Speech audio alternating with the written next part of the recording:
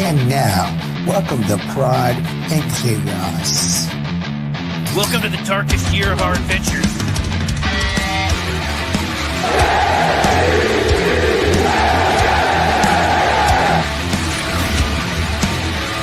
Oh, yeah!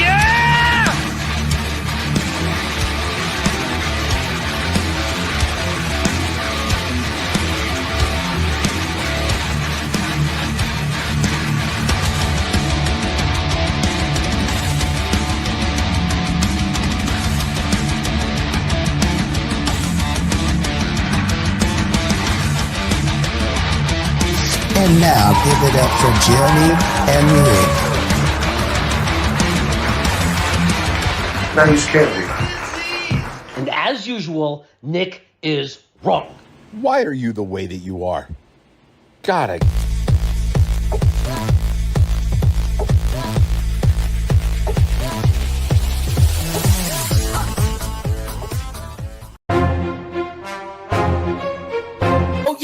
Oh yeah, go. Amazing, that's my boy. That's my boy. He breaks away from a sack and completes the pass for first down. Oh, Kittle just may have made the most amazing catch.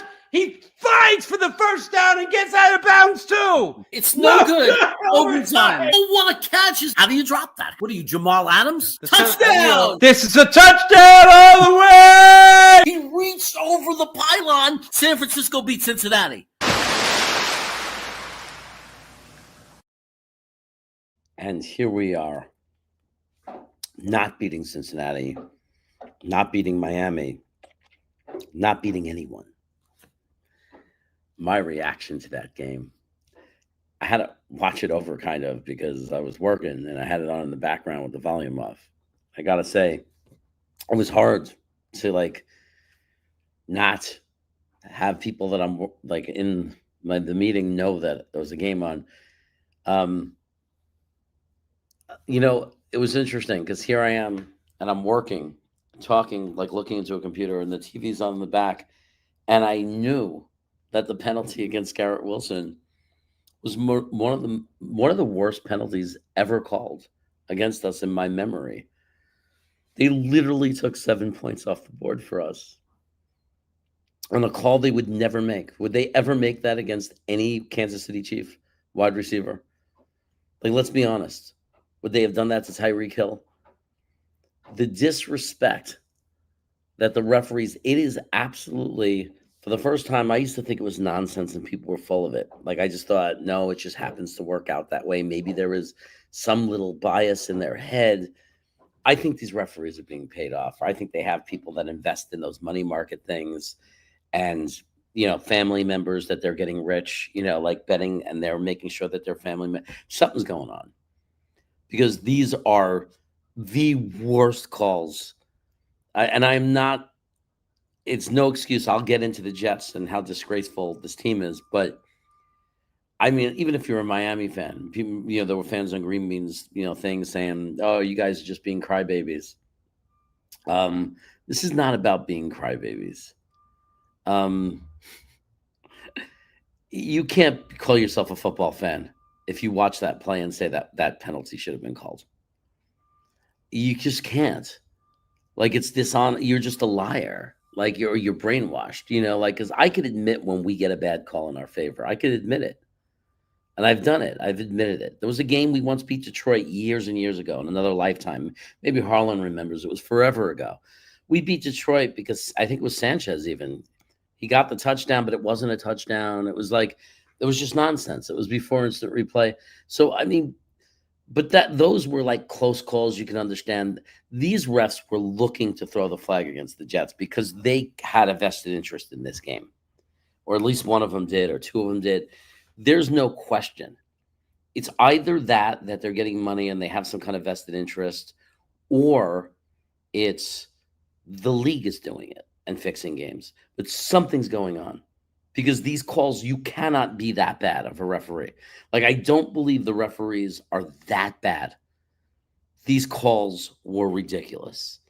They were ridiculous. And then we've seen it and get worse and worse. And now they're not even hiding it anymore. That's just how I feel, that they're not even hiding it anymore.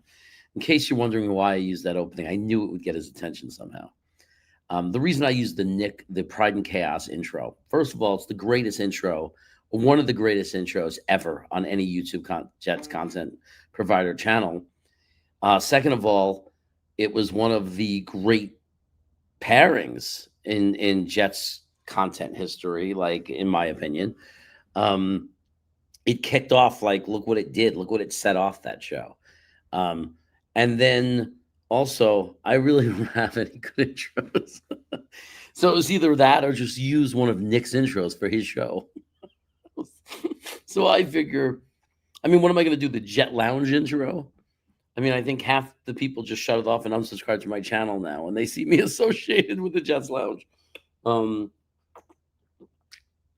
Still dealing with this voice, all from that freaking block field goal by Will McDonald. So there really wasn't. There's not that many options in an intro until I have one made or I make one. You know, and I got a friend. He lives on the West Coast, not far from me, like a 10-hour drive. In a pretty rainy state in between Washington and California. And I think he's pretty good at that stuff. So maybe he'll help me make an intro. I don't know.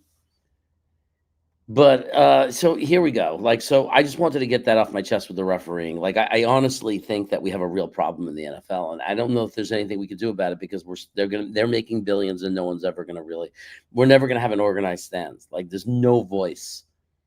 The only voice in the NFL, and I say it, and I know they can't do it, but I say it, is an NFL team has got to march off the field and refuse to play in the middle of a game. They just got to walk away and say, that's it. I know the coach would be fired, and they can't really do it. It would be great if Woody Johnson supported it, though. I mean, like, they really, they really need to bring attention to how bad it's become. And maybe that's what it would take. Maybe it would take players going on literally strike on this. It's not a competitive league. It's not a fairly matched league because they are cheating. Something is making these. There's no way. There is no way that they honestly are making unbiased, fair calls. There's just no possible way that I believe it. And I see Twisty saying, so fixed or just poor calls. I don't know. I don't know which one it is, but like, you can't tell me. The Kansas City Monday Night Football game where Jermaine Johnson was being held as Patrick Mahomes ran by him. You can't tell me that there's a referee that specifically his job is to look at that, right? His specific job is to look at that. And it's where Mahomes was. So half the referees on that crew had to be watching Mahomes in that moment. I understand some are looking they're looking at the wide receivers and all that. Yeah, everybody has their different jobs. But he was literally running by it. And it was the most blatant hold. No Kansas City Chief fan could argue. It's not like, oh, judgment. No. If you define what a hold is, it was a hold. And then we watched last night's game, and there's been bad calls since. But, I mean, the lack of calls for Justin Fields. How many times has he been hit helmet to helmet? How many times? 4 times this year. And there's no flag. And one of our guys touches the other quarterback, and it's a flag. I mean, 2 hits on our quarterback, no flags. It's twisted, and it's good to see you too. That's just yesterday. I watched it in the opener against Pittsburgh. They do not protect Justin Fields. I don't know. Make it a racial thing. That's what I would do if I was AG, even if I didn't believe it. Now it's going to piss people off. Don't make it a racial thing. Oh, it's bullshit. Make it a racial thing. I don't know. Maybe Fields isn't half white like Mahomes. Maybe he's not white enough. Because Josh Allen's getting protected. I don't know what the Lamar situation is. Does he get protected or not? I don't know. But I mean, just to get attention to it. Just to scare the referees, to say, hey, we'll accuse you of that. Just to create some kind of pressure on them. Because, I mean, there's got to be something. There's got to be something. Why is this guy getting hit helmet to helmet? Why is he being hit out of bounds? Why is he being hit high in the head and nothing being called when they're calling it for other quarterbacks? Like, there got to be an explanation for that. Like, the league has to come in and address that. That, like, why are these referees not being held accountable? Everybody else in their world, if they're not doing their job well, if they're doing their job terribly, has to get they get fired, right? Or they get warning and they get docked, or like bad things happen and they can't keep doing it. What are the consequences for these referees? Titman, I see it, Harlan. Titman had his helmet ripped off on the same play they called a penalty against us, but they didn't call the penalty on Titman. It should have been offsetting penalties. Like, what is actually going on in this league? I mean, it's like, why doesn't Justin Fields get called? Is the bias, okay, let's say it's not race, probably isn't, right? Okay, let's say the bias is just if you're a star. So Lamar Jackson and let's say Josh Allen and Patrick Mahomes get more protection, like they matter more. Oh, they do to the league, right? Because of money. They don't want those guys getting hurt. But how do you not call that equally? How do you not protect every quarterback in the league? And how long are we, as a fan base, how far can this go without there being some type of like real protest on this? Like, it's so blatant. There's no argument about it. Honest Kansas City Chief fans admit it. Honest ones. I've had Kansas City Chief fans. We used to have one in this stream that admitted it. He admitted that Patrick Mahomes was more protected, that there was bias in the NFL. What Sauce said is true. When you're a losing team or when you're not a star, you don't get the same protection as it's so unequal. It's so ridiculous. It's like a lawsuit. If I was Justin Fields, I would sue. I really would. I would, like, just even if you lose the lawsuit, just to bring attention to it, like, sue the league for discrimination. Say that these players are being protected more. This is about health and safety. Sue them. Don't tell me the fines afterwards don't help. Players will happily take fines if it means rattling another team's quarterback and getting an advantage to win a game. So it's not about, after the fact fines. We're talking about during the game. During the game, if we touch their quarterback, it's a flag. Costly flags that cost us games. Meanwhile, on the other side, they're allowed to hit our quarterback, and there's no flag. I mean, if I was Justin Fields, I hope he hears this. Get the message to him. He should sue. He really should sue. He should sue the NFL because he's not being protected and other players are. It's discrimination. Discrimination can be defined in a lot of ways. I mean, and I see Twisted is saying with Brady, Tom Brady. Yeah, they did it with him, but it's not so much the guys that protected that bothers me. Oh, they protected Tom Brady. That's not what bothers me. It's that they're not protecting other quarterbacks. It's that other quarterbacks aren't getting that protection. They let that shit happen to Zach Wilson too. I don't care if we hated Zach Wilson if he was a bust. He didn't deserve to get hit illegally and not have it called. That's garbage. And I know there's other NFL fans on other teams that are feeling the same thing because their quarterback might not be a star, so therefore they don't get the protection. It's absolutely ridiculous. You have to be consistent with calls. If you're going to call a penalty, if something's illegal, it's illegal. It's either illegal or not illegal. But this kind of nonsense has got to stop. And people are not upset about it enough. It's not an excuse. We didn't like the fact that game was even competitive, that we shouldn't have had to have, we shouldn't have been in a position where the referees even had a say in what happened in that game. So I never use that as an excuse. Beat the other team and take the refs out of the equation. Right. So I'm just getting started as far as turning towards the Jets. But I've got to point this out because somebody's got to, and people have got to. More of us have got to point this out. There is a terrible, terrible injustice taking place in the NFL, and it's not acceptable. They're taking our money, okay?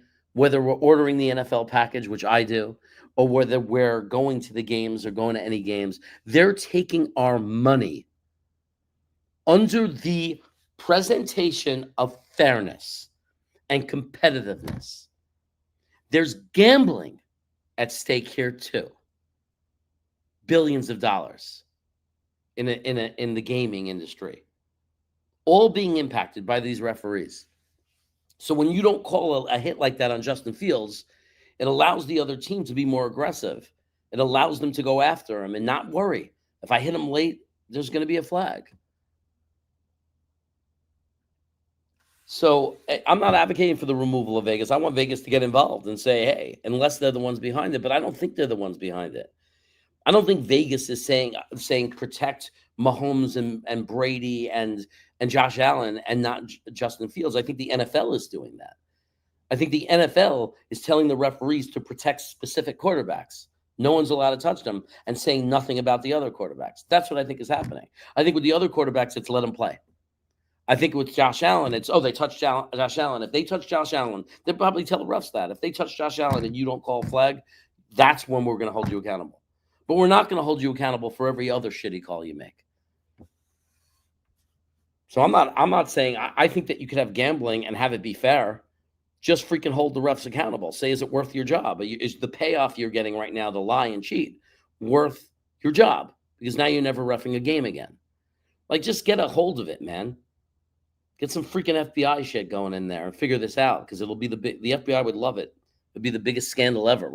The U.S. government would love it. You could fine the NFL like $3 billion or something. Give them a $3 billion fine. Punish them. You think it's to that level where they're deciding how much? I mean, I don't know. I didn't get to that point yet, but it felt like it yesterday. It felt like that was by design. It felt like yesterday was by design.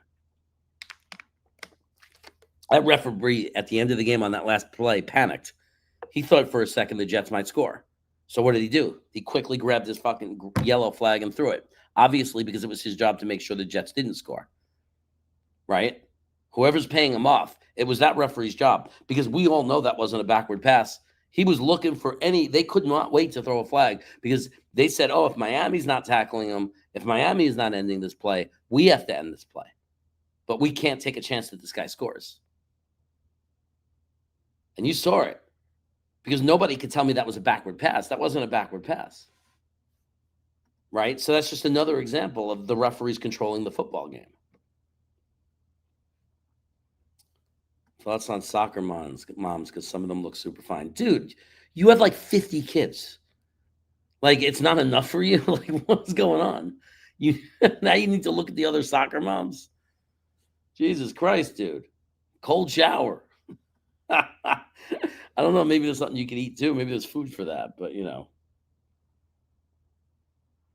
okay, so now I'll get into the Jets. How much is on the players not executing, or is this on coaching? Obviously, it starts with the players on the field in the moment, right? The players didn't do their job, right?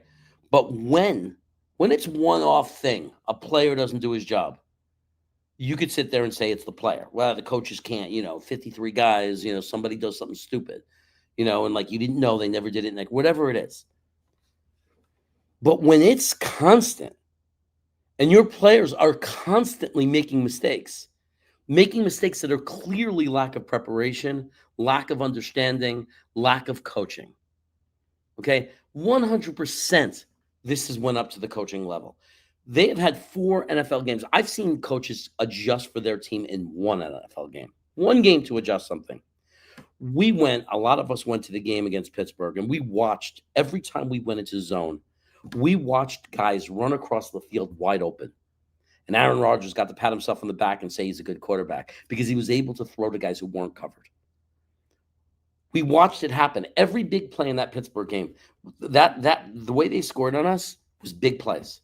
We had them to third down. We were out playing them. We were dominating them on the line of scrimmage. But then they would just throw it up. They'd have one big play. Oh, look, a guy's running across the field, not covered. And then, Dom C told me, because he's sitting right next to me, communication. Because everybody's yelling at the players. He goes, but that's communication. When you're playing a zone, it's not the players. I mean, it is the players, but it's also the communication about the zone is about communicating with your teammates, about knowing your space, your area, but also knowing when you leave your area because someone else fills into your area. There's a whole system to this that goes beyond even my understanding, even me, right? It goes even beyond my understanding. I'm not a defensive coordinator. I never did it. I never coached, so I don't know. But I'm telling you, I know enough to know it's not just simply you stand here, and you stand there.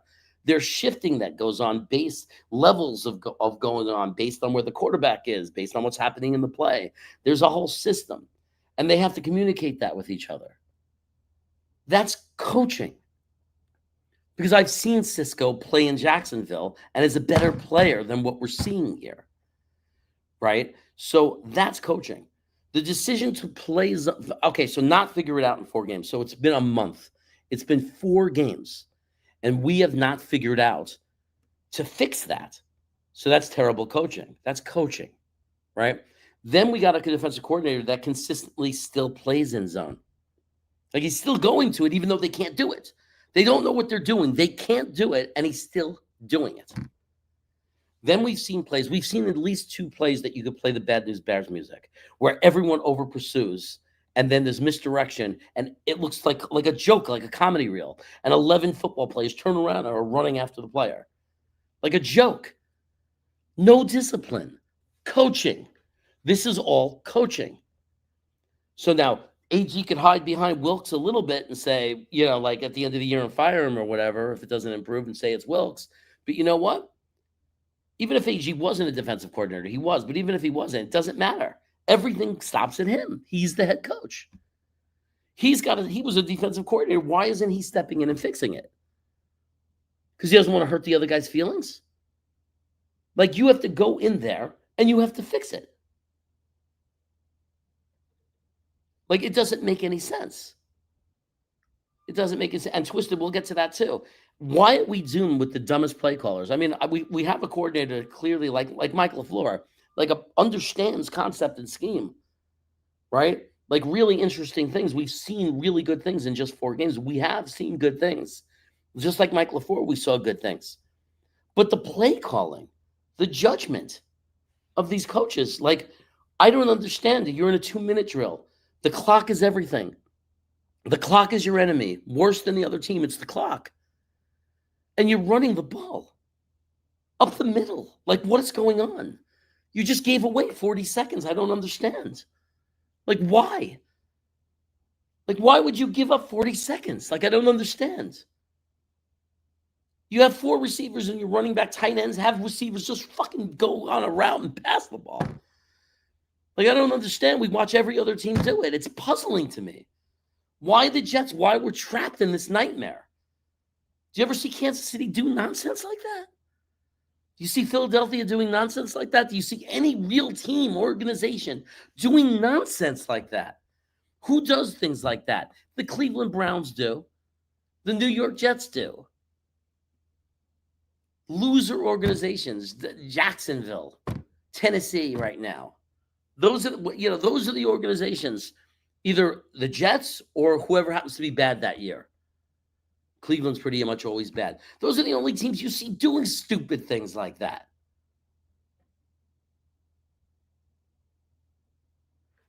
I mean, and again, Twisted, you're reading my mind. We don't just 3-1. We can't do a fast running play. We have Justin Fields. Do we do a sneak? Do we have him run around the end? No. Do we have an aggressive off tackle running play or an end run where you turn around, you off center, the running back's right there, and no. What we do is we pitch the ball back 18 yards on 3rd and 1. So now the guy has to run 7 yards just to get to the line of scrimmage, giving all the time in the world for the defense to make something happen. No, it needs to be a quick run. It needs to be stop the ball, hurry up. Running back takes off time. You're handing him the ball, poof, he's popping into the line. You can't be 8 yards back and you're doing this slow pitch. How many times have we seen that be a disaster? They got 9 guys in the box in that moment. They have 7, 8 guys in the box, and then as soon as you stop the ball, when they could tell, they read it, and they're all freaking crashing into your offensive line. You can't give them the extra 8 yards of your running back to get those safeties or cornerbacks or the linebackers, whoever, that were going to have to be in coverage and make sure and hold back. You're giving them time to say, oh, he handed the ball off. He pitched it. I don't have to cover anymore, right? You're giving them time to crash the line. It doesn't make any sense. Why are you giving them that time? If you're going to run the ball but have the threat of passing the ball, that's why your receivers are lined up on the outside, right? Because you want to have some threat that you might pass. So you keep some of their guys out, right? The whole idea is you have to take advantage of those guys not being there. If you're going to pitch the ball back 10 yards, now they have all 11 guys have the time to react and be there. It doesn't make any sense. it just doesn't, there's no logic to this. So the coaching has been terrible. Terrible. Now, I could sit here and say how annoyed I am at Glenn when he goes, "We got to fix it. We got to fix it. I'm disappointed. We got to fix it. I'm disappointed." But then again, when you're 0-4, what is your coach going to say that's not going to annoy you? Like, what could he say? I mean, he could say, right now we suck, and I've done a terrible job, and I need to do a lot better, and I need to hold my other coaches accountable. We're doing a terrible job. We're not up to par, and if we don't get our shit together, we should be gone at the end of the year. He could say that. I'd respect that. To say I don't deserve this job if I can't fix this right away, because this is not acceptable. This is just, ridiculous. So me and Twisted both think I think we both have the same philosophy in that pool, Twisted.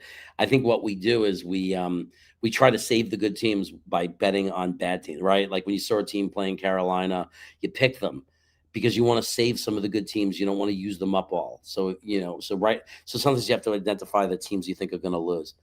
But yeah, Twisted, I'm glad you're still alive. I wonder what you're doing this week. I just made my pick, so I'll be curious to what you're doing. I'm starting to use some good teams. This week was a little tougher. There were only a couple of games that I liked. Conklin ran a tight end sneak in week 1 for a first down, just creative play calling. Yeah, I thought we had some creative play calling as well. That's the thing. I don't think East End is hopeless. I think there's some good blocking schemes and some bad ones.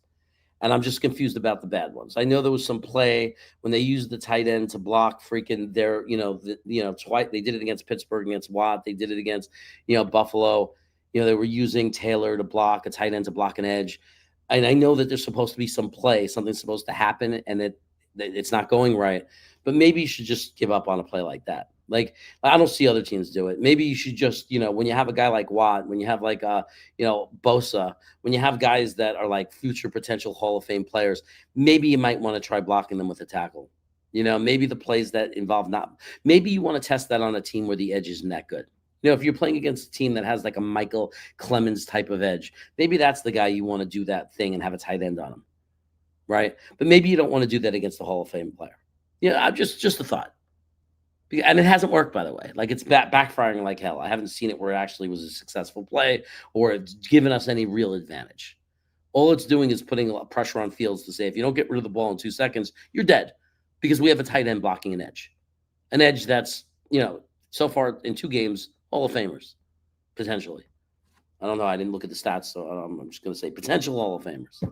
I got to look at Bosa's stats, and, Watt is definitely a Hall of Famer, right? Got to be.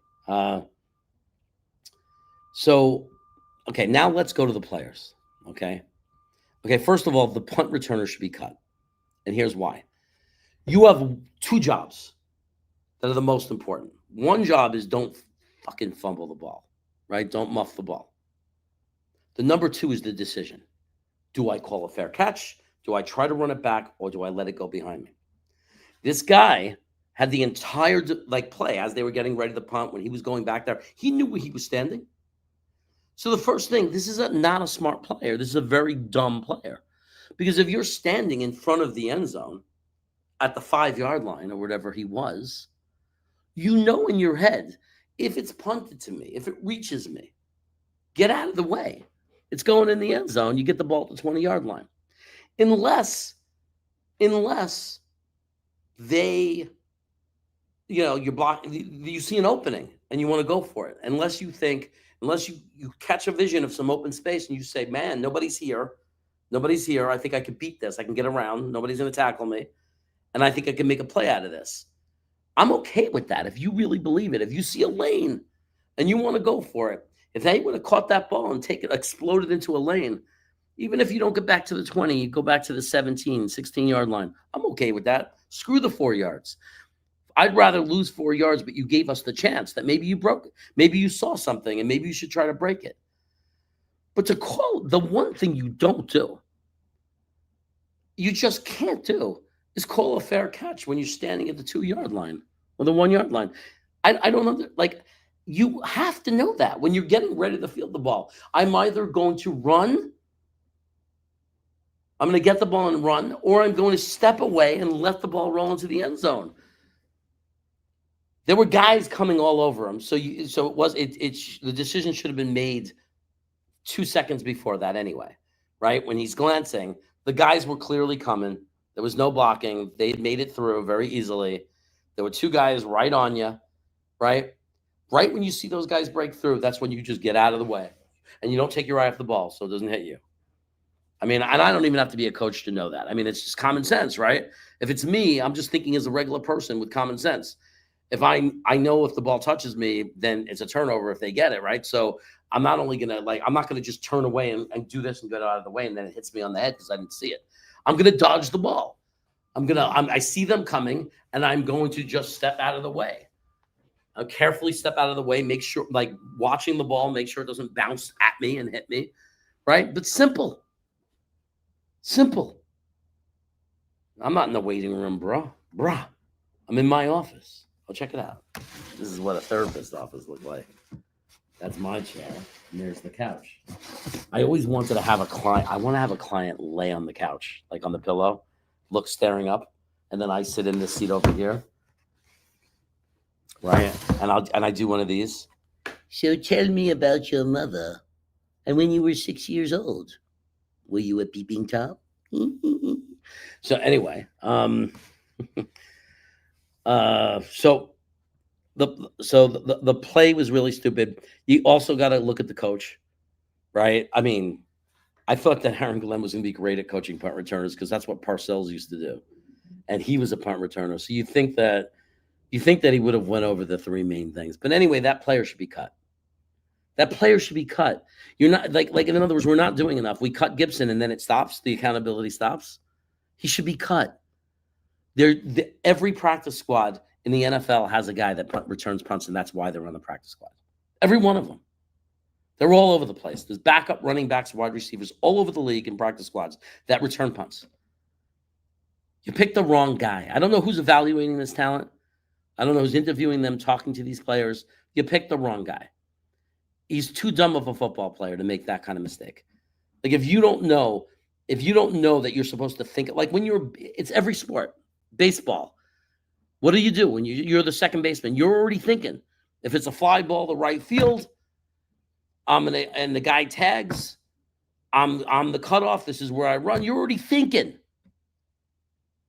When you're a punt returner, you're thinking. If there's a lane, I take it. You think of the situation. What's the situation of the game? Okay, now in this situation, where am I standing? Okay, if I catch the ball on the 20-yard line, and there's no one there, I go for it.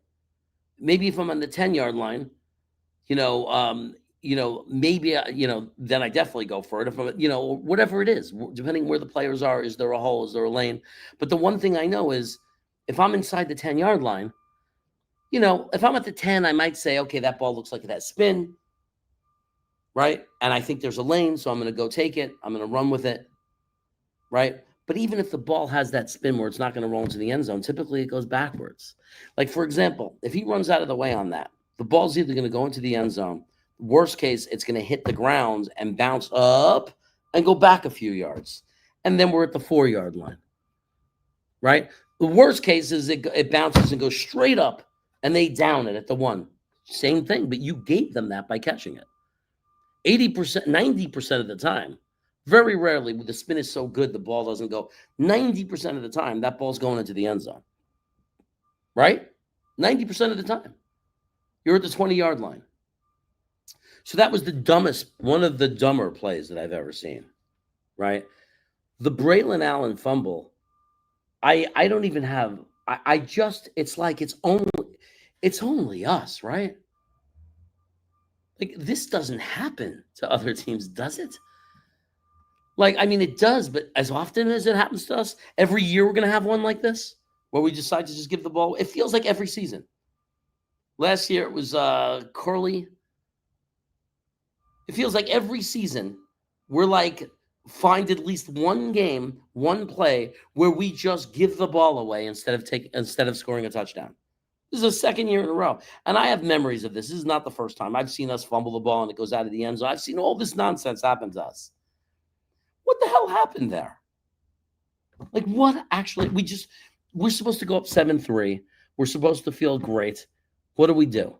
We fumble the ball. They go back, go up by 10. 14-point swing. And then the defense, like, I don't know if it's because he got hurt and he never recovered, but Michael Carter sucks, right? He's hurt now. Good. I mean, he can only get better. You can't be worse than him. He sucks.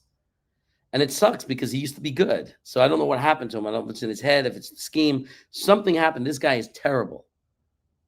So maybe we're not, maybe we had good defensive coaches and we didn't know it, the last few years. And maybe we brought in a defensive staff that's really not that good.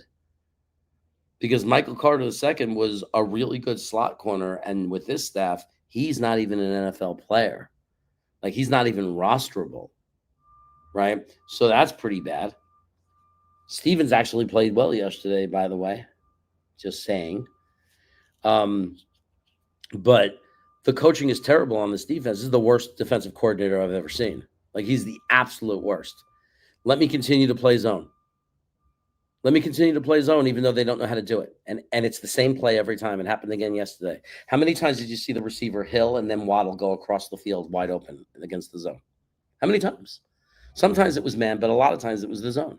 One of the last times a backbreaker was zone.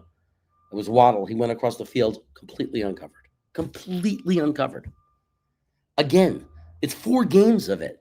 How many times that is incompetent coaching. Like, Aaron Glenn is showing such incompetence. Because how could you have the same thing happen game 4 that's happening game 1? That's coaching. The players aren't that bad. That's coaching. You're not teaching them how to play zone. Stop playing zone then. Stop doing it. They can't do it. They don't know how. You haven't been able to teach them. Either they're stupid and you have a bunch of uncoachable players, or your coaches are not able to teach them how to play zone. They're not able to do it. They don't know how. So stop doing it. This is the worst defensive coordinator. He is the worst that I have ever seen as a Jets fan. The worst. I can't think of a worse defensive coordinator. This guy is clueless. He is the absolute worst. He is trash. And that's why he's been fired from every freaking job he's had. He's been on how many teams? 4 or 5 teams in the last 7 years, 6 years. This guy hasn't been able to make a home anywhere. He's terrible. Everybody said, oh, well, San Francisco had the best defense. Well, look at their players. But what did San Francisco want to keep them? They didn't know they were getting Saleh. Saleh was interviewing for head coaching jobs in Jacksonville when they fired Wilkes. They fired Wilkes because they knew he was terrible. They knew he was a terrible coach. They said, in spite of our defense, you almost we lost games because you're a terrible defensive coordinator. So, thank you, CB. I love you, man. Yeah. I love the guys who support the channel. Dano, how come you can't support my channel like this? Yeti, Phil Adams, you guys don't support my channel like this guy. I'm just kidding. Phil Adams, what's going on, brother? Yeah, there's no magical pill. It's going to be a long road. And we're all in denial. We're all trying to say, well, give him more of a chance, and maybe he's going to turn it around. And everybody's believing this story that AG has for us, this story, right? Oh, well, he did it in Detroit. He didn't do it in Detroit. He didn't. It wasn't the same GM. It wasn't the same head coach. He didn't do it. He was a defensive coordinator. He didn't do it. Okay? He's supposed to be a scout. He's the worst evaluator of talent I've ever seen. Out of a million guys you could have brought in return punts, he brought in the dumbest guy alive. He thought Xavier Gibson was good and started the season with him. Okay? This is the guy who keeps defending Michael Clemens and talking about how strong he is, although he had a good game yesterday. This is the guy that Alan Lazard, we made no roster changes. We didn't get rid of any of the crap. Who did we pick up? Tyler Johnson? Because he had a good play against them once. He actually said that. He actually said that about some of the players he picked up, these garbage wide receivers who've been career wide receiver 4s, who've never had over 500 yards in a season in their career and have high percentage drop rates. His defense of it was, he had a good play against us. And then they show the highlight of the play. He had a 30-yard run. He ran a good route. Yeah, a lot of receivers run good routes and have good, and do it, But there are receivers who have 200 yards a season, are WR4s that come in a roll sometimes. And if you point to one reception, that's not a reason to have them on your team. Ridiculous. So far he's a disaster, Aaron Glenn. Let's be honest. He's a disaster so far. He says all the right things. I like what I was hearing, but the proof is in the pudding. He's a disaster. He's not fixing anything. Yeah, I know I'm being negative right now. And everybody knows that I'm not saying, oh, I'm not a Jet fan anymore. Oh, that's it. It's garbage. It's over. I'll be watching every week. And I want him to prove me wrong and turn it around. So I'm not going to say, oh, he's fired, get rid of him, the head coach yet. I'm going to sit there and say, if he doesn't get better, the seat's going to start warming up though, right? Like if we don't see an improvement, the seat's got to get warm. If we're still losing games this way, making these jackass mistakes, I don't understand how he says not the same old Jets. How are you saying it's not the same old Jets? We're losing the same old way now. Like fumble going into the end zone. Penalties galore. Not the same old Jets. How many penalties did we have for delay a game or illegal motion? These guys weren't prepared. That's literally the definition of what the Jets have been for the last 15 years. That is the definition of who we are. So what is he talking about? Not the same old Jets. Like, what are we saying here? So now he's delusional. Because, and I don't care if you sit there and tell me, like, I know that we need, I'm seeing it in the chat. I see your chat. I know that we need better players on the roster, but give me a break. He's kept a lot of these players. And we're not that bad to be this bad. The defense has good players on it. There's no excuse for it to be this bad. There really isn't. They got these decent, Mookie did a good job in getting those defensive tackles. They're good. Right? We didn't address the edge because there was not a lot to address edge with. But it shouldn't be this bad. We shouldn't be giving up 30 points a game. There's no excuse for this. This is coaching. We're seeing it. We're watching the bad coaching. We're watching guys running around, receivers across the field, 8 yards, the same play every time. Every team is doing it to us. They're having a guy just run across the field, wide open. Not only is he wide open, but nobody's even there to tackle him. He then turns and runs 20 yards. So, it's just, he's got to get better. And if he can't fix it, then we have to worry. When do you start worrying? How bad, how long, and how bad do we have to be until we start worrying? And I'm not saying give up, wave the white flag, fire Aaron Glenn. I'm not saying that. He's got his 2 years. But he better, if he wants to have that second year, he better show something, though.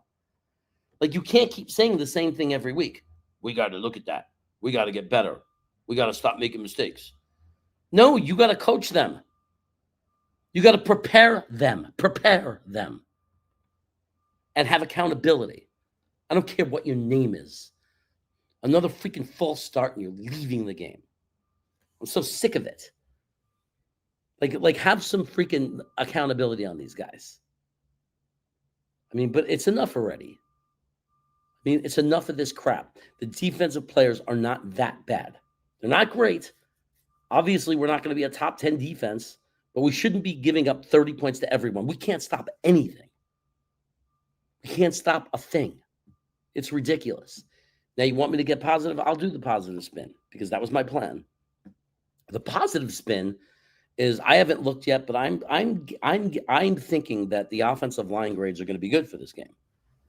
Because one thing I didn't take note of was the offensive line being bad. Overall, the running game looked good for a lot of the game. I saw that first drive was great. I saw a couple of drives like that, just like we left off the Tampa game in the second half. I saw our offensive line, like, we just can't do that. We're behind, so it doesn't matter. Like, we can't utilize it because we keep falling behind. But I see because our defense is terrible. So you know what? You can't be a running team with a great offensive line when you don't have a good defensive football team. Because what's going to happen is you fall behind. And once you fall behind, you can't do that. You can't play that kind of football. So the defense needs to find a way to keep us in the game so we can run our offense the way we want to run it. But our offensive line played great, and the PFF score is not going to show it for the reason why Wade is saying. So John Simpson's going to have a lower PFF score because of that penalty, and it wasn't a penalty. Like, he did his job. He did exactly what he was supposed to do, and he was called for a penalty. These referees were trying to throw this game.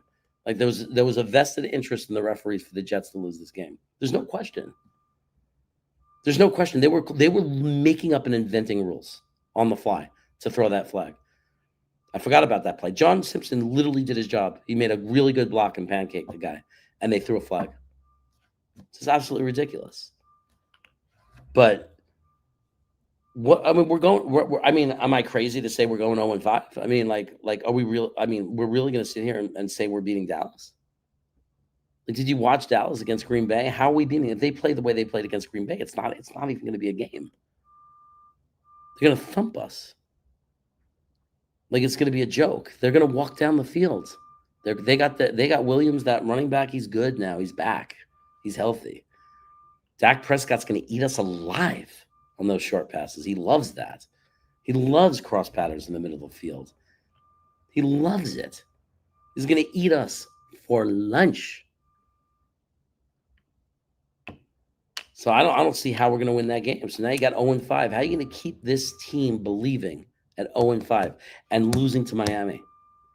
Like we lose to Dallas, we get thumped by them. We're 0-5 and we lost to Miami. We're clearly the worst team in the NFL, except for maybe Tennessee. Who knows? Maybe they're going to win before we win. I don't know. Or the Saints. Maybe these teams are good. Like I don't know if we're better than these teams. I have no idea. I know that we got a better roster. We got better players than they do, for sure. We definitely do. But I don't know. I mean, I at least wanted to see good coaching. Like, okay, we don't have the talent, so we're losing. But, like, at least have good – like, the coaching is bad. I don't know that the offensive coordinator is bad. His play calling is terrible in some situations. Like, it's not black or white with play calling. Sometimes you could be doing a really good job playing calling, and sometimes you make a dumb, boneheaded call. This guy's made a couple of boneheaded calls. He's also made some nice calls. Now, what he's really done well, and I do like the offensive coordinator from this perspective, and maybe we need to bring in a 70-year-old green bean freaking old man to help decide what the plays are going to be.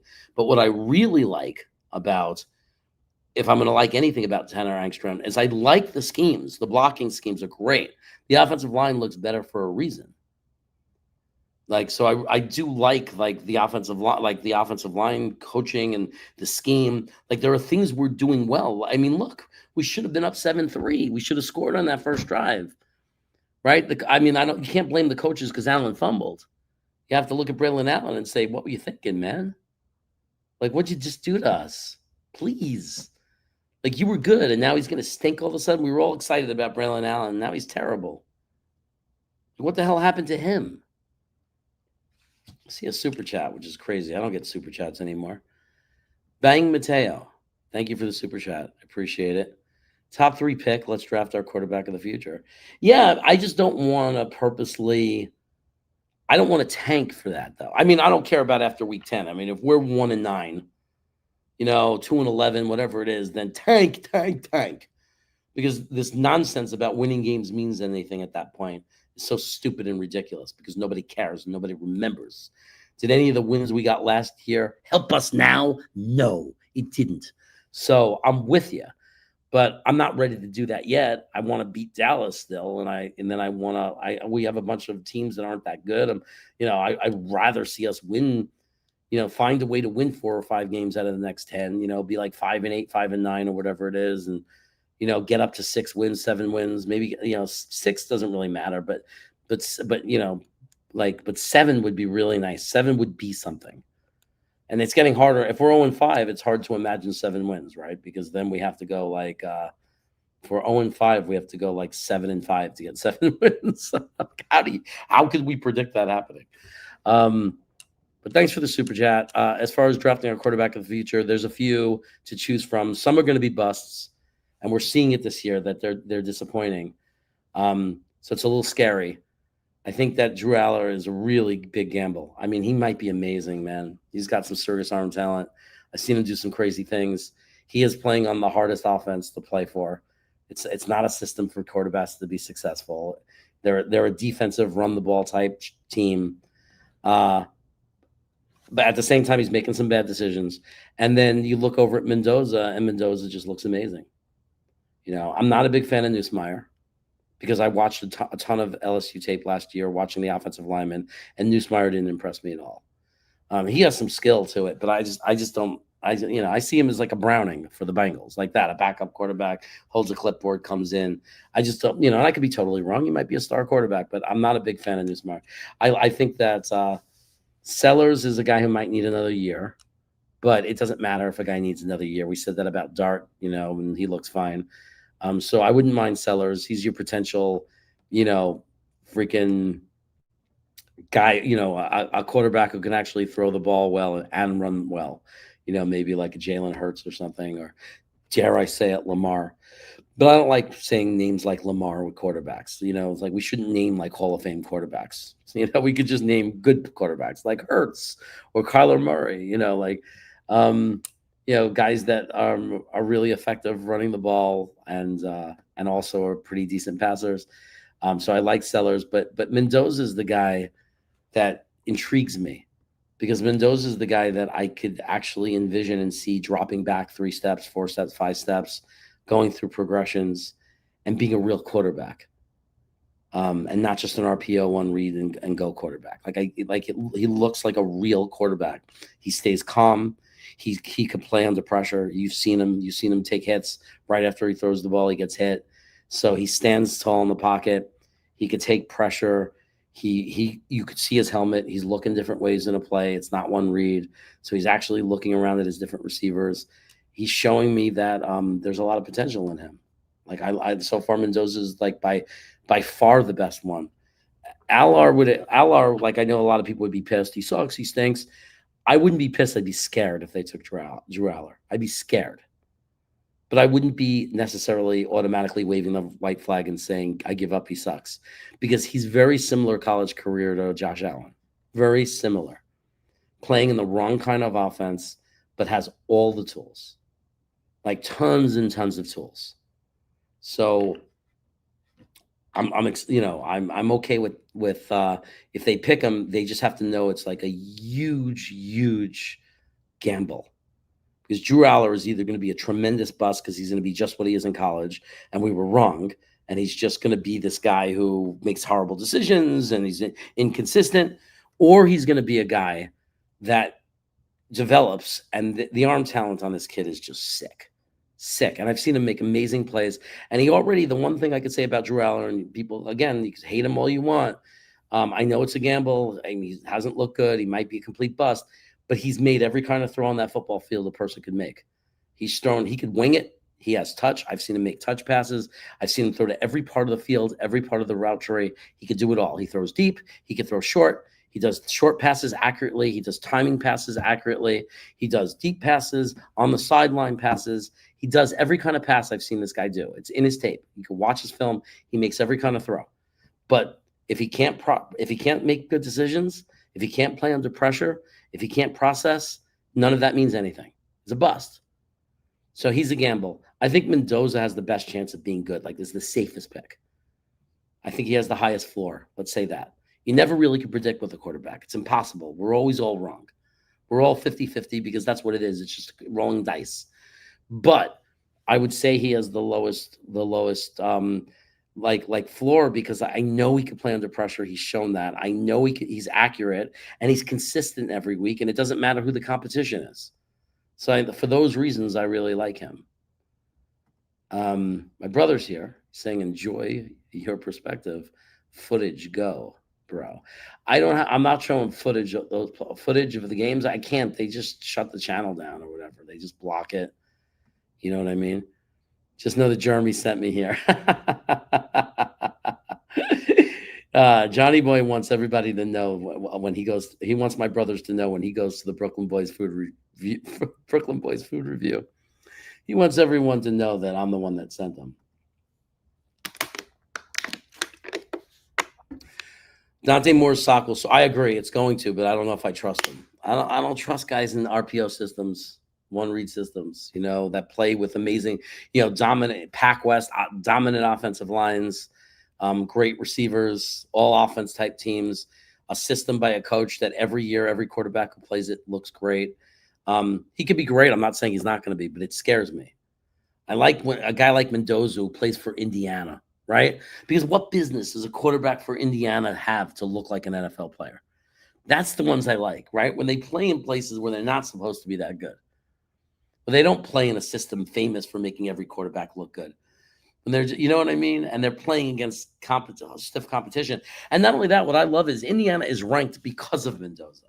That's what I love.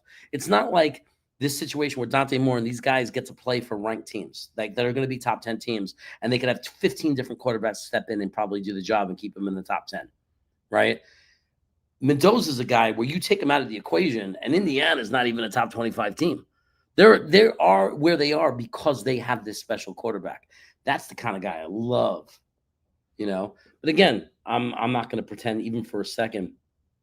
Penix was Indiana, but then he switched, right? He went to Washington State or Washington because Penix graduated from Washington from the Pac-10.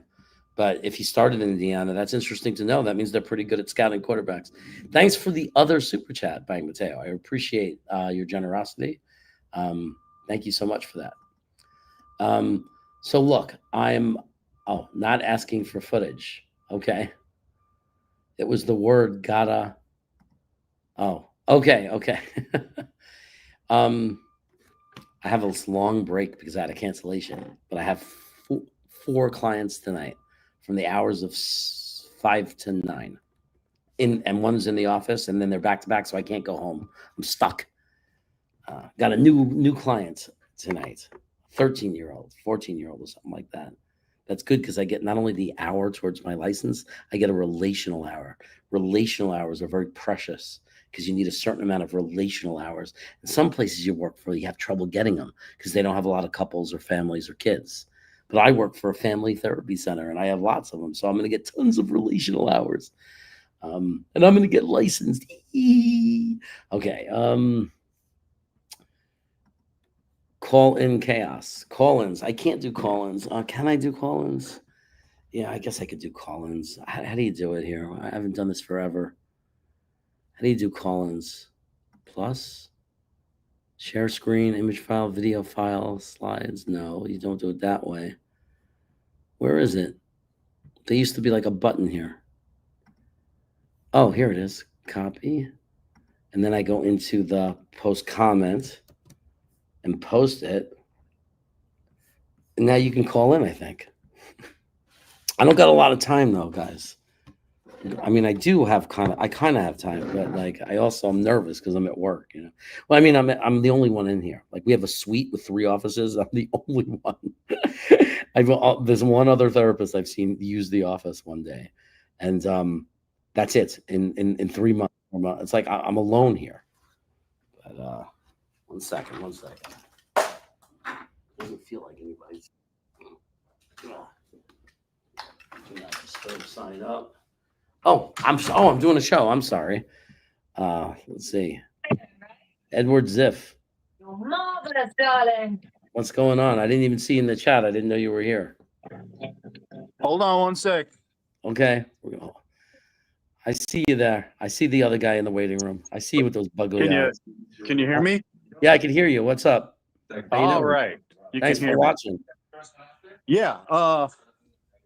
As shitty as the Jets played, with as many mistakes as they made, as fucked up as that kickoff starting the third quarter was, and all the bullshit. Bottom line is, and I don't give a shit what anyone thinks of this phrase, because the Jets did fuck up. Okay, there's no, well, obviously I don't need this. The Jets did fuck up. But the bottom line is, and I think everyone will agree with me, including the girl at the ticket office for the Jets, if the refs would have called the game fair, they still could have won. I believe it. Because they took a touchdown away. That late hit, first off, the touchdown, it was a touchdown. Yeah, they took away a touchdown. I mean, and second, that late hit on Jeremy Ruckert. Yeah. That would have been a personal foul, late hit, unnecessary roughness. That would have been 15 yards from that spot. I remember that was a 3rd and 23 or a 3rd and 24 play. I think that he got like 14 yards on that. It would have been a 15-yard penalty and an automatic first down, and they would have been right between, I think, the 35 and 40-yard line of the Dolphins. Yeah. Okay? They would have been in field goal range. Yep. Okay? As fucked up as the Jets were. And they still, I think they would have won. I think there was a lot of good in that game. And for what you're saying, like the reason why we still could have won with the refs not messing us up. Oh, Justin played great. Yeah, we did. Yeah, we did good things. Like over 250 yards. The Jets had almost 300 yards rushing. I mean, that's crazy. Yeah, it was the 3 turnovers. Yeah, and the refing. Listen, if you're an NFL referee in this day and age, and you have a guy coming off concussion protocol, and he gets fucking hit out of bounds, and you don't throw the flag, just even if it's like, all right, maybe it wasn't the most egregious tackle out of bounds, but this is a quarterback coming off concussion protocol. You throw the fucking flag to protect him. Because that's what the league wants. I was saying that before. I was saying if I was Justin Fields, considering he's been hit about 4 times this year, helmet to helmet without a call. If I'm Justin Fields, I'm considering suing the NFL for discrimination. You know, I'm surprised, and this is why I don't own a gun, because I know I'm fucking crazy with my temper. I'm surprised that with all these bad calls in the NFL, and I don't want the Jets to be the ones to do it, but I'm surprised a player in the NFL has yet to take his helmet off and smack it upside the head of a referee for a bad call. I'm just waiting for that to happen. I'm waiting for a coach to march his team off the field and say, we're protesting the game. We're protesting the game. Like, we're not going to play in this condition. They do that in Major League Baseball. You can go and they'll announce it. The game is officially being protested by the management of the New York Mets or something like that. I remember that. They need to do that. Something needs to happen to this officiating crew because those motherfuckers, man, I'm sorry. Well, we can curse a little bit. Those fuckers, they don't realize what they do. I don't think. And I think that there's gambling involved. I'm sure somewhere a referee's second cousin, twice removed, got an account in the Cayman Islands, and they're getting funneled cash somehow. Somehow it's dirty. Yeah. Nothing else makes sense. I've never wanted to believe it in my life. And I finally waved the white flag. Like, I give up. I honestly believe something is going on. When you see DraftKings and all these fuckers advertising during an NFL game, come on. There's just too much money in it. They killed the sport, man. They mixed it with gambling. It's done. It is done. Now, I could see fantasy football. That's kind of cool. I never played it because I just, my whole life, I never gambled on sports. And they say, oh, people gamble on sports because it makes, like if you're a Jet fan and you gamble on sports, you're more interested in what Cincinnati and Cleveland's doing in their game because you got a little skin in the game, Yeah. I liked it better when it was done by the fucking bookies. Yeah. My grandfather was a bookie during the Depression. They're taking all this money away from these poor slobs. Yeah, man. Those were the days, man. Those were the days. My best friend's restaurant, there was a guy who used to come into the restaurant. He was the bookie. We would make all our bets and everything. Take all, and he'd leave. Like, he knew where to find us. Me and my best friend's restaurant, like I say, he knew where we all were. So we would place all our bets with him, and then he delivered the money there. It was great. It was like, and that was old school, And you had to be smart enough to only bet money that you had, because if you bet money you didn't have and you lost, you're in trouble. Yeah, you live out in Cali, right? Now I do, but I grew up in Brooklyn. Yeah. Okay, so you remember the luncheonettes? Oh yeah, I had one at Canarsie. I grew up in Seaford. Okay, I don't know if you know where Seaford is. Seaford Like the big expressway. Okay, I grew up in Seaford, and there used to be a candy store called Pat's Candy Store. It was a luncheonette. The fucking place was never open. It's all for bookies. You knew it had to be. Yeah, and I was a kid, and I knew it. I remember when my grandpa used to take me there, and we used to get egg creams. Oh my God, you're sounding like my life now. Now we're gonna get into I'm 64. I'm How I'm old are you? I'm 54, but my father was a pharmacist and worked a soda counter and made egg cream. So Yeah, it was a soda jerk. yeah, They used to call it, right? A yeah, soda jerk. in the 70s. Yep. You used a little bit of milk, some Fox's You Bet syrup. I got either some in the vanilla house or right now. chocolate. I Fox's got You some Bet. Foxes. I got it in my house right now. That's nothing else works. You Nothing. can't do that. Hershey's is too sour. I know. But I mean that's their recipe. It's kind of it's a German sour, a little. The Germans, they put sour in everything: sauerbraten, sauerkraut, sour chocolate. Yeah. Hey, dude, I got to go on to the next call because I don't have a lot of go time. ahead. Thanks for watching. Thanks for calling in. I appreciate it. No problem, man. Bye. Take care. And now we have Johnny Boy. Here's a guy who doesn't know about birth control. Hey, what's up, man? Listening to Easy's call, man. I like Easy, but Easy, I will not agree with you on if we're over here crying that, if the referee would have gave us that call, we would have won the game. Then we have a lot more issues on this team than we know about, man. Because, all right, let's just say they did impact the game, though. They took a touchdown away from us. I would say the touchdown one is probably one of the ones that I would be like, yeah, it was too ticky-tack. They took 7 points off the board. But for me, bro, like the call that he's talking about, the Ruckert play, right? Mm-hmm. Should they have thrown a flag on that? Yes, I agreed. But I'm pretty sure Ruck got that first down for us. No, he didn't. He didn't. Wasn't? Okay. No, he didn't. I understand. It's not just, I know you're saying, oh, you shouldn't have to rely on the referee making that call. Exactly. But understand, they're throwing them against us. So we're having to go against that. Like, we're having to deal with that. We're having to have the flag thrown against us so many times that the other team is getting all this help and we're not getting the help. So that's, you know what I mean? Like, it's like, yeah, I understand what you're saying, that we shouldn't have to rely on it. But if they weren't calling it from either team, then fine.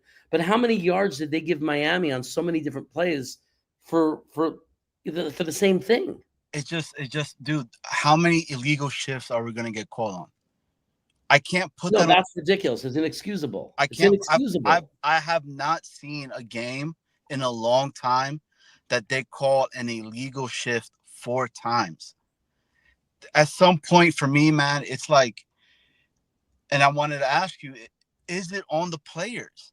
Do they have some type of mental block that they just can't get over the fact that they do something good, right? They do something good, and they're like, let me figure out how can I mess it up. In one given game, right? Let's say it's just a game, everything's fine. Then game 8 of the season, suddenly you have 4 illegal shifts, right? Yeah. That you can argue is the players. When it's week after week that you're making mistakes like this, week after week, it's now the coaches. It shifts to the coaches when it's repetitive. Because at that point, why is the players in the game? Like, if you're going to say, oh, but the players are the ones doing it, then why are they playing? And I agree with you on that, Chaos. I agree, because the point that you said about, I don't care what they're getting paid, you're going to the bench. You're right. He should be doing that. There should be no reason why Tony Adams, it's the 4th game of the season, we're still talking about tackling. Tackling. Yeah. It's insane to me. Like, I don't get it. I don't understand it, right? Like, if Aaron Glenn wants to put his fingers all over this team itself, that's when you do it. You go ahead and you say, Tony Adams, hey, bro, look, I don't know what the hell's going on with you, man. We've been trying to do everything that we can for you. You're going to the bench. Simple as that. You run the young guys. Get the guys that don't have yet that loser mentality that these guys have had for such a long time already. They just can't do. Dude, those fumbles that we had, they're momentum killers. Oh my God. The Braylon Allen fumble was so much worse than, first of all, it was a 14-point swing. Correct. Right? I mean, it was a 14-point swing. It ended up being 10-0 instead of 7-3. But aside from that, like you're saying, the psychology of it, to fumble that ball in the end zone, First drive when we were about to have something good happen. You know that had to impact the team. You know it had to impact the team to say, "Oh, here we go again." Yep. Same, you know what I mean? You know it had to make them all. It probably deflated.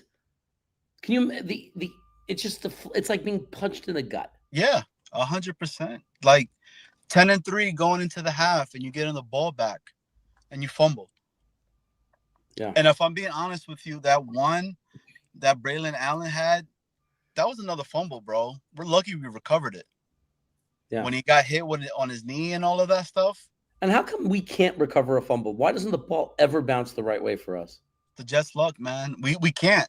It's insane. We made the Dolphins look so much better because I'll tell you this much.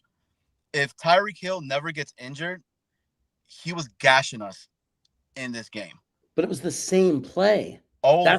That's why I'm pointing to the coaching. It's been 4 games of it. Run across the field. If I'm playing the Jets, I'm having my wide receiver, slot receiver run across the field.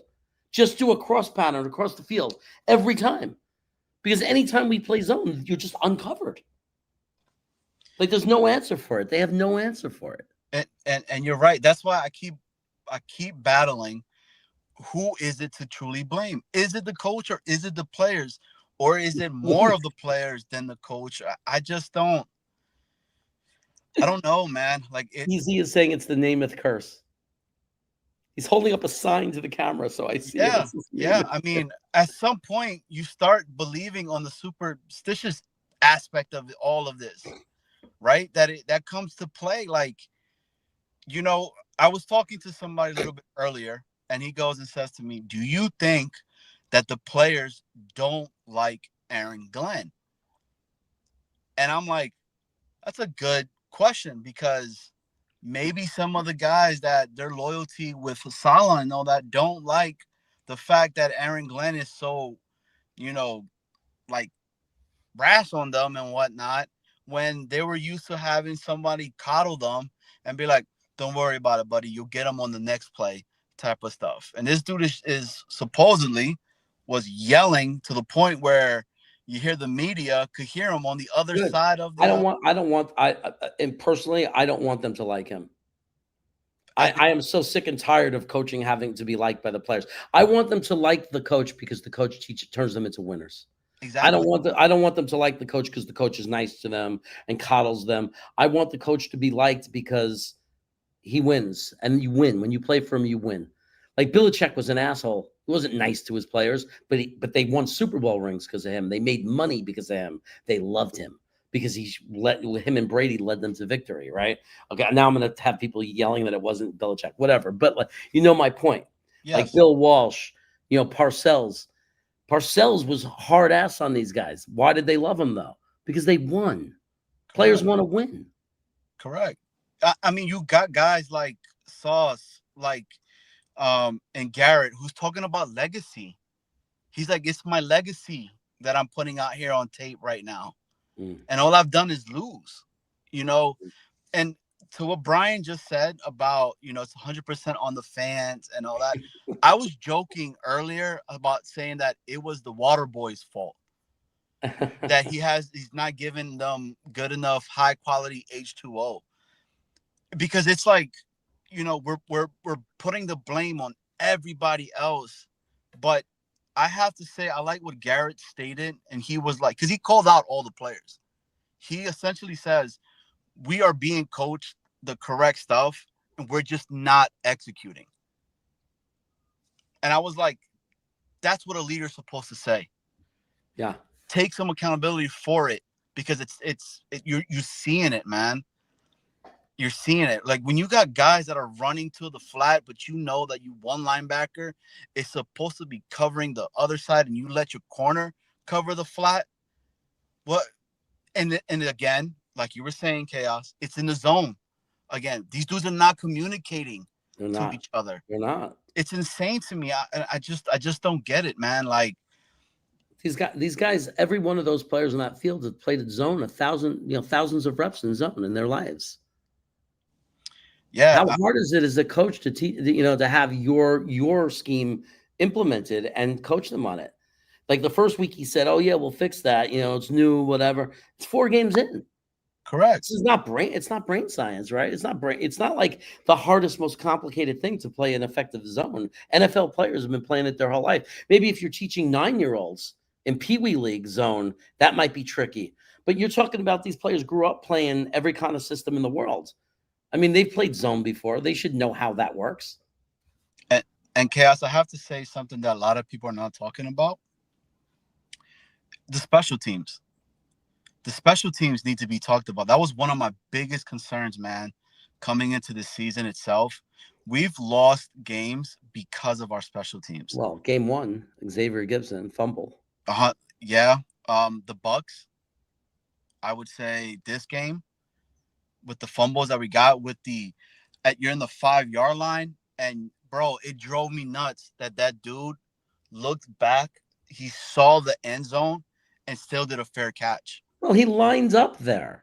He lines up within the 5-yard line. The one thing he should have been thinking in his head is, I'm probably not catching the ball.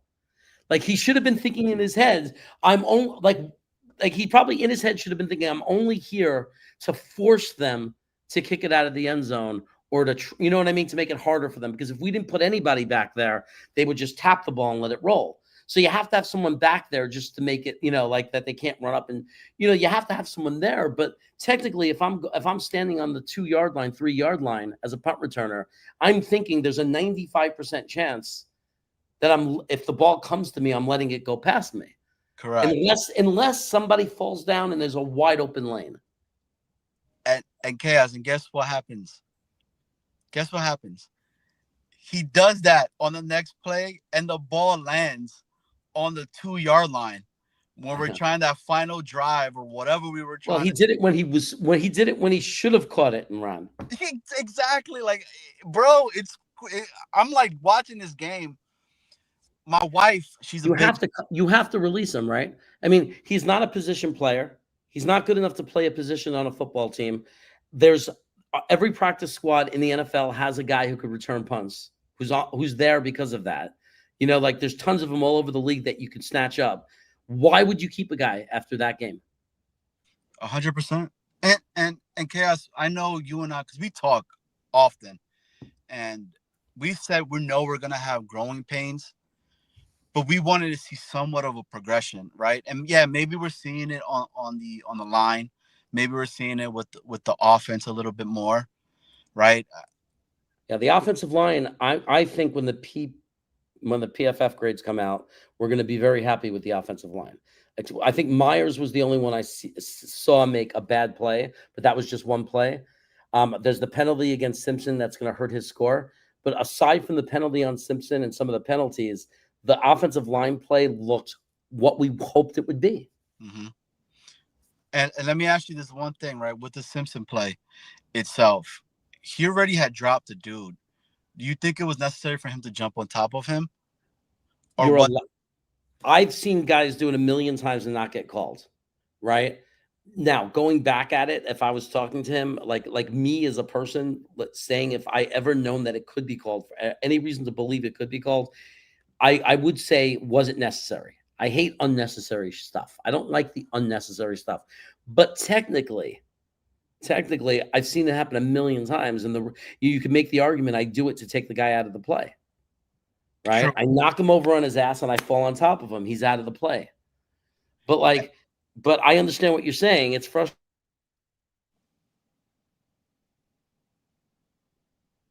Yo, still there? Did you freeze? Did I freeze?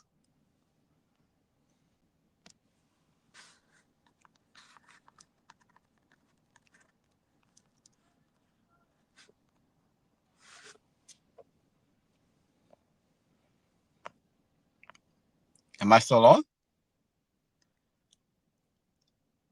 Did Chaos freeze or did I freeze? I'm Dolo right now? Oh, snap. All right, well, this is Jets Chaos Show. Everybody, please make sure to go right ahead and smash the like, hit the sub from my guy itself.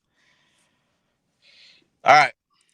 But going back to this, man, it's like, at what point are we going to who is it to blame right now? do not believe that we need to get rid of Aaron Glenn. I can't do it and then restart this entire cycle all over again. I just can't do it. Like, You're still talking. I was frozen the whole time for the last 2 minutes, bro. yeah, I was holding it down for you. Oh, you took over the channel for me? Yeah. I made sure everybody hit the smash. Made sure they hit the sub on there. It's green bean chaos. Hey. Freeze bean. Hey, and that's the other thing, Chaos, I wanted to ask you.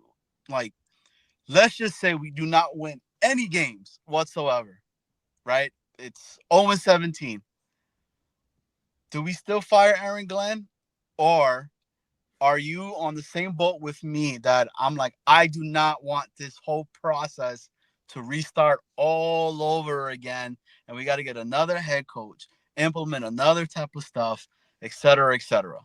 I think it depends on the way we go 0-4, right? Like if we clearly after 8 games just give up and start playing the young guys and developing, then maybe, you know, like I don't want him to end up fired for the same reason as you. I like every time we start over, it's like we can get rid of the defensive coordinator because we can't get any worse, right? So it doesn't matter if you start over with that, because like they could fire the defensive coordinator if the defense doesn't improve, because there's no he can't be worse. Correct.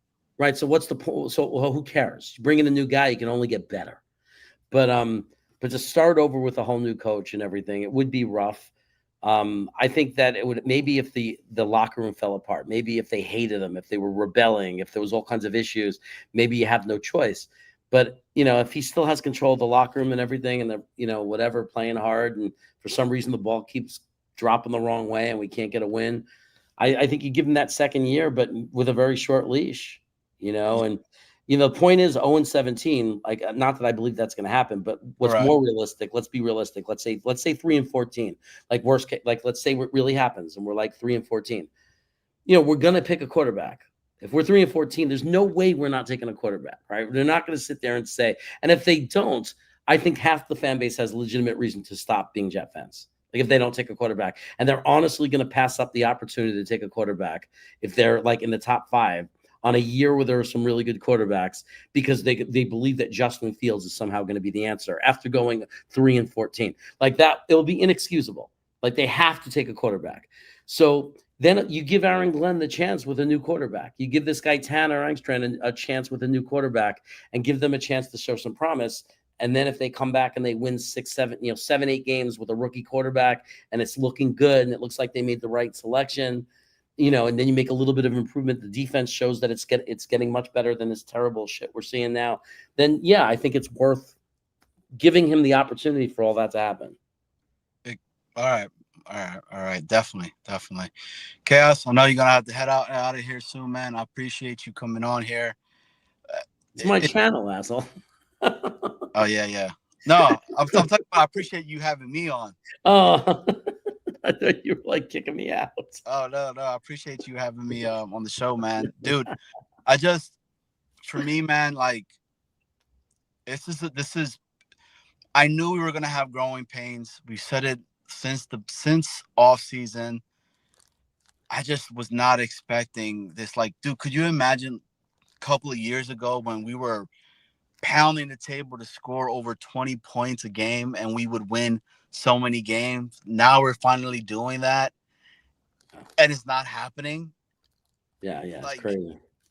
It's bonkers, man. Like, I just really think there's a lot of players here that have a mental block right now, man, that's all up here, that are having these guys go into these old habits that they had here before that they just can't break.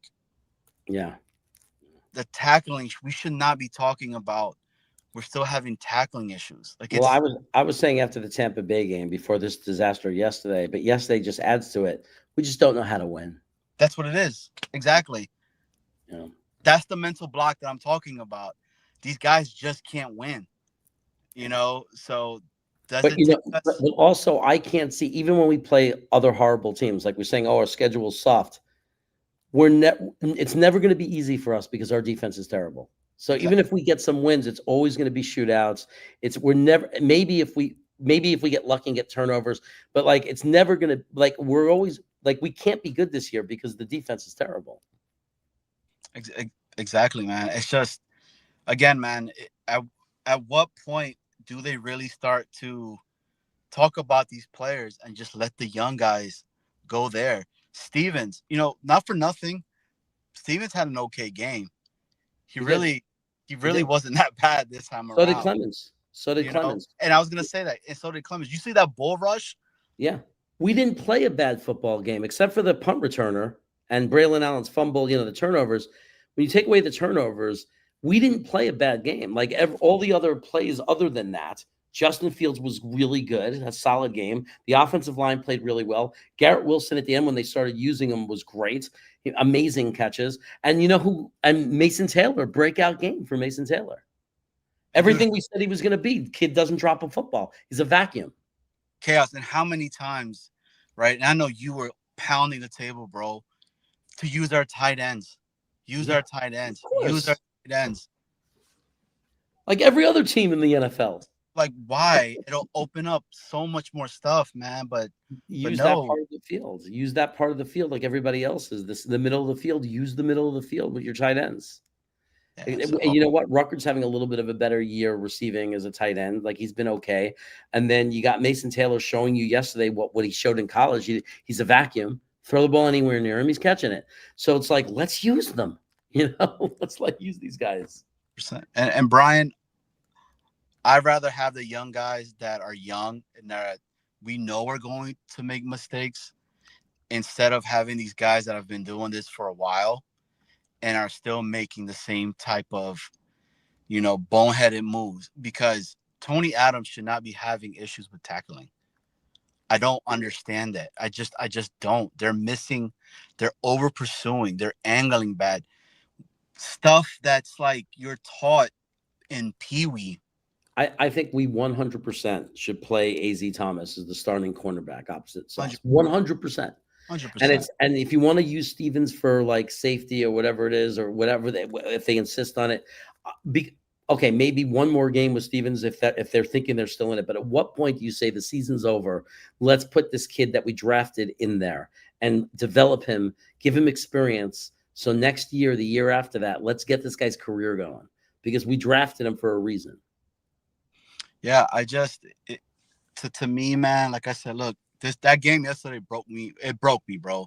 I'm not gonna lie, because Chaos, I hate the Dolphins, bro. Yeah. Out of every team that we have in this division, it is the Dolphins. I cannot stand the Dolphins whatsoever, even over the Patriots. Because I remember growing up and my pops talking about the Dolphins and talking about the Kenny O versus Dan Marino freaking battles that they were having, and Ken O'Brien would always have the better of it over Dan Marino and whatnot. But what do we do, Chaos? That's what I'm saying. Like, that's what I'm asking you. Like, what can we do to fix this? Like, I'll tell you, my brother Lee would tell you the same thing. And we've had the conversation a million times. We have the offensive line, which is critical. And then when you have the offensive line, that's when you draft a quarterback. And it's nothing against the way Fields played yesterday. We just know that Fields it's just he doesn't have the consistency. And by the way, the problem with him is there's a limitation. If you fall behind, he's not a drop back passer. He's just not, the way you turn a team around is the quarterback. I've seen so many teams turn it around because of quarterback. Like, unless I'm wrong and Justin Fields plays like the way he did game one or yesterday, every game. If Justin Fields could do that against Dallas week after week, no matter who the team is, even against Denver, good defenses, if Justin Fields in the last 13 games, in 11 of those games, plays the way he played yesterday in game one, then okay, it's hard to argue. Like, it's how do you give up on a guy like that? Because he played really well. But part of me just thinks it's going to be more of the same. You're going to have his career has been, sometimes he's amazing. He has all the ability in the world. He looks amazing. And then in other weeks, he just doesn't show up. And if that's the case, you want to turn it around. You just get a quarterback. And then all the magic happens once you get the quarterback. Everybody looks better. Look at Buffalo. Ty Johnson looks like a real backup running back. Why? Everything changes when you have a quarterback.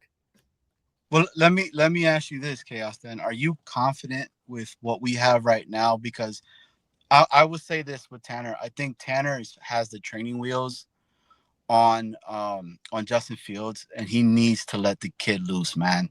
Like, this guy's a playmaker. Just let him do that. We're 0-4. Why not? Like, that's what I'm saying, right? Yeah, let him go. But let him prove me wrong. Let him prove to me that we don't need to draft a quarterback. I would feel so we can use that pick to trade down and get a barrel of picks and start filling all the holes on our football team. I would feel so much more confident if I was to see that Tanner is essentially using Justin Fields like his strong suits, and we could see him progressing even more. And then I'm like, okay, we got something with our offensive coordinator that if we do bring a quarterback, they'll be able to go ahead and teach him. I don't know, bro. I still don't know. Like, it's just still so early when it comes to Tanner, and that's why I asked you, who has the more pressure? Is it Tanner or is it Wilkes? Ziff is having trouble connecting. I mean, Tanner, right? Well, right now we all know who the pressure's on. Right? Yeah, dude. It's every week it changes, bro. But overall, look at how much points we're scoring a game or whatever. Like Tanner's already, even if you say he only did really good 2 out of the 4 games, that's still better than any offensive coordinator we've had here in ages. So, even at half the time, you're going to give us a team that could put up 23 plus points in half the games, better than any coordinator we've ever had. So, and we've never controlled the line of scrimmage the way we're doing right now with the running and everything as well. So, Chaos, I gotta go. I'm gonna head over here with the kids and whatnot for the soccer practice. Hey, I appreciate you, man. Everybody, please make sure you hit the sub, hit the like button itself, man. Chaos does really good work. I'm glad to have you on here, man. You know you got a guy over here that always supports you, bro. I know you're the best, man. You've always been the best. I appreciate you, bro. Appreciate you, Doug. I'm hoping I get to see you sometime in person someday. You know what I mean? Oh, we will, man. At some point, and we have to, man. We have to. So I gotta tell you, I often go to Cali, and I'm in the San Jose area, which is pretty close to Sacktown. So we can, because I fly into San Francisco. Okay, let me know. And friend, then I just go ahead and I drive to. Let me know. I got a perfect place for us to meet up. Yeah, man. All right, brother. Appreciate you. Brother. Take care. What's up? Hey. I was trying to send you the little notes because I know you can see it backstage. That was funny. I see Joe naming cars. I'm gonna sign off soon, so I wanted to give you one last thing because I know you had something you definitely wanted to say. So. Oh yeah.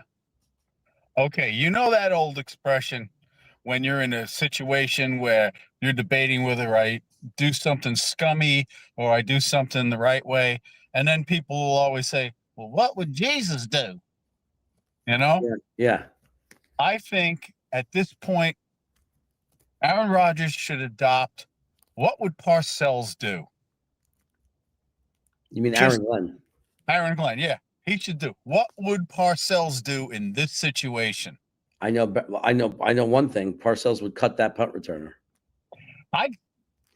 That's not all I'd cut. Yeah. Tony Adams, gone. Right. I don't care how much he's getting paid. You're gone. Dude, you suck. Yeah. I'd rather put the rookies in and see what they could do and give them playing time. You got to. What the fuck are they on the team for? Yeah. You already know what you're putting out there ain't getting it done. Yeah. This guy got to get it. You already know it. I mean, because they're not getting it done. And here's my biggest pet peeve with the Jets. Okay. When was the last time you ever saw the Jets do to another team what other teams always do to the Jets? Screen passes. Yeah, right. And we never do it. We never do it. We're getting rushed. We're getting destroyed. We're getting this and that. Let them come. Boop. Right over the head. You know what makes no sense about it is, first of all, we have the great personnel for it because all three running backs can do it. A little pop pass right over the middle to Garrett Wilson running across. He'd line up in the slot. Just let these fuckers come in and just go a little, just back, you're in shotgun, just go, Yeah.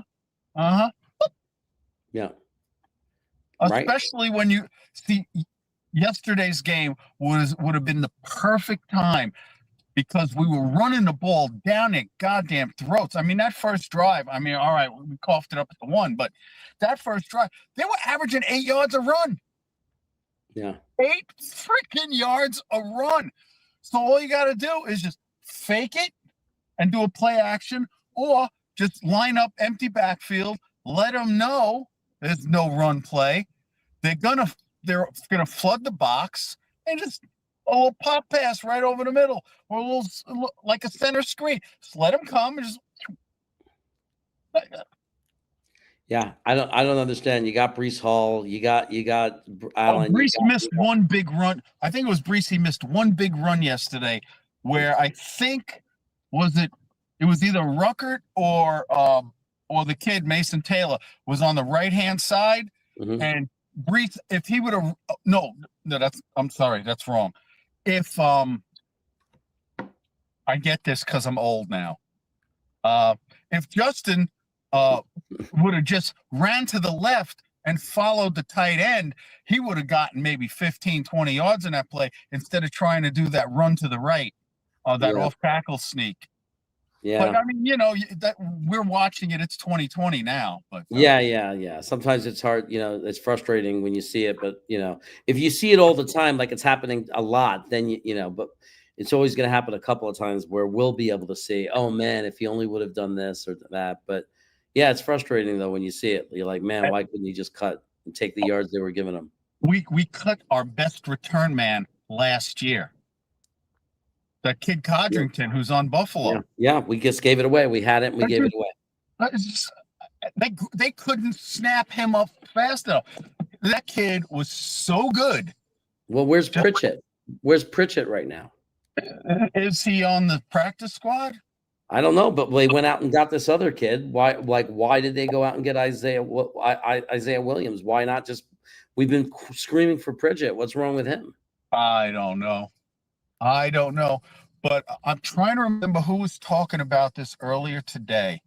I was online with someone. They were talking about this earlier today, and they were saying that Chaos and Green Bean and Jake Asman and all these saying we should do a collective, and we should be the ones to pick the players, because if you look at what the Jet fans have, we would have had the better record of picking better players.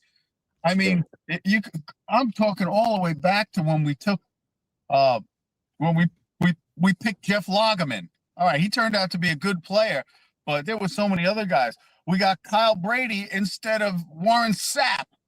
I mean, and the whole crowd. I remember they used to always have the draft at the New York Marquis Hotel, and everyone was going Sapp,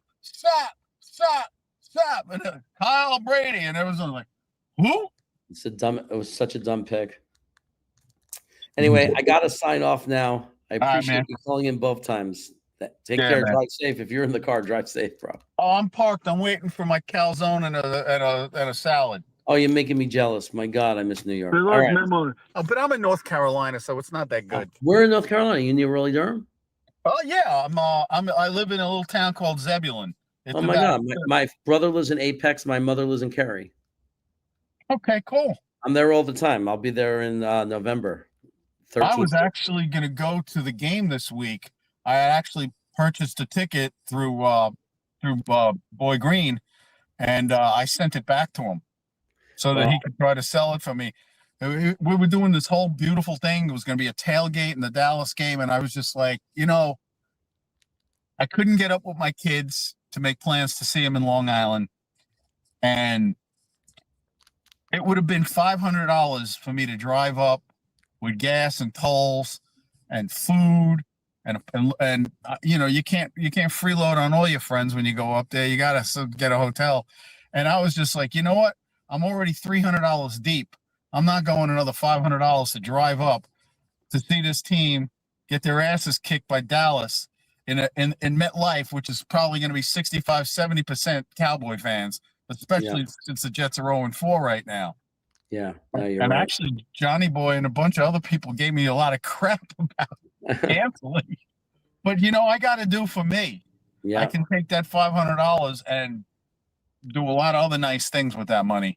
No, absolutely, absolutely. Hey, enjoy your calzone. I'm jealous. Take care of yourself. Take care, buddy. All right, bye-bye. All right, everybody. Danger Zone. I want to say I will be on his show 9:30 Eastern. I think around 9:30 Eastern on Friday night. Anybody who hears this, you go into Danger Zone. Danger Zone has a show. This is the part where I usually do like an imitation to show you like what you're getting. So let me do a little imitation. There's two of them, so let me split the screen. Oh, you can't split it, and you can't do it. You can't split it, but okay. So I'll do the best I can. So this is what the show is like. And I say, God darn it, and I drink my Bud Light, and I say that the Jets are the best team they're ever going to be. Yeah, Murph, you're right, Murph. It's the Jets.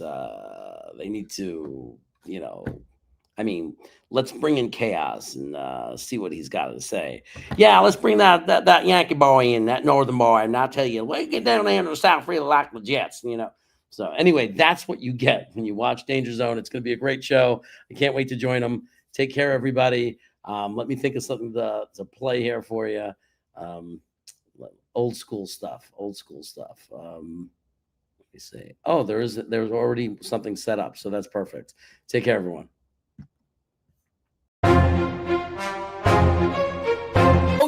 Oh yeah, go. Amazing, that's my boy. That's my boy. He breaks away from a sack and completes the pass for first down. Oh, Kittle just may have made the most amazing catch. He fights for the first down and gets out of bounds too. It's no good. Overtime. Oh, what a catch. How do you drop that? What are you, Jamal Adams? Touchdown. This is a touchdown all the way. He reached over the pylon. San Francisco beat Cincinnati.